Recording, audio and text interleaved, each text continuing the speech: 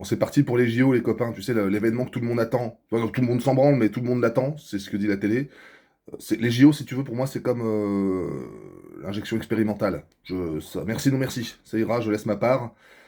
Par contre, là, ils ont rentré une police, oula, police qatari, la Guardia espagnole, police allemande, la police française, bon, elle est là en soutien, t'as l'impression limite, hein. Avec tout le respect que j'ai pour nos forces de l'ordre, quand ils font pas trop de conneries, tu vois.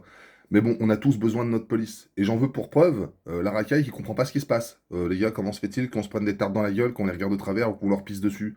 Normalement, ils réagissent pas comme ça. Bienvenue en France, hein, la France qui va vers un grand ordre mondial. C'est pas du complot non plus, ça, hein. Ben, on voit que même la gouvernance devient mondiale. Karim, c'est pour les JO, machin.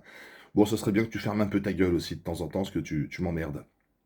Donc moi, je donne deux, trois conseils à cette police. Je pense notamment à la police qatari. Vous allez voir, quand vous attrapez un petit jeune un petit racaille, une tête tordue, tu les reconnais vite, tu sais, ils ont un survêtement, mais ils font une crise d'asthme au bout de 20 mètres. Allez-y, faites-vous plaisir, hein, les gars. Ils n'ont pas l'habitude. Et là, pour crier au racisme, ça va être un problème. Il s'appelle Abdul Jawad, le mec en face. Donc tu vas faire comment? Ah merde. Alors moi j'ai deux trois conseils, deux trois têtes d'affiche si vous pouvez aller les voir. Moi j'ai Marion Aubry, je sais pas si vous connaissez. Une racaille, hein. C'est une racaille, elle fait la bise aux infréquentables. Infréquentables qu'elle fait semblant de combattre. Je sais pas si tu te souviens. Van der Leyen. Félicitations Madame Leyen. Tiens, avec sa couple, hein, on dirait un petit caniche frisé. On dirait, tu sais, Dora l'exploratrice qui a pris la flotte. Tu vois, alors aussi bien sur le fond que sur la forme, je les méprise à tout point de vue ces gens-là. Et il y en a un en ce moment pour moi qui est en tête de liste, hein. Vraiment, si vous pouviez aller le voir, une racaille, hein. Sébastien Delogu. Fulgolu, je sais plus comment, je me rappelle plus. Tu sais, toute l'attitude, Scarface de Wish, tu vois. Le mec, il s'est pas fait chier pour, tu sais, pour les législatives, ils allaient directement dans les cités. Ouais, les gars, frère, je te fais une petite barrette, tu votes pour nous, t'as eu. Je vous supporte plus. Et là, il s'en est pris un petit jeune du RN. Alors, monsieur, le RN, c'est pas mon truc non plus, hein. Non, j'ai beaucoup trop de convictions souverainistes pour voter RN.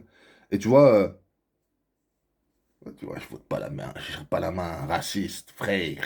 Ah, je le fais bien, hein. Là, il faut avoir une tête qui subit plus la gravité que les autres, hein. Ça fait une pression sur le cerveau qui empêche toute idée de circuler. Donc voilà, si vous voulez aller chercher ces mecs-là, je tiens juste à dire quand même, monsieur Delgoglu, que vous êtes un élu français, en fait, hein. Il n'y a pas d'autre drapeau que le drapeau français, parce que vous avez été élu par des Français.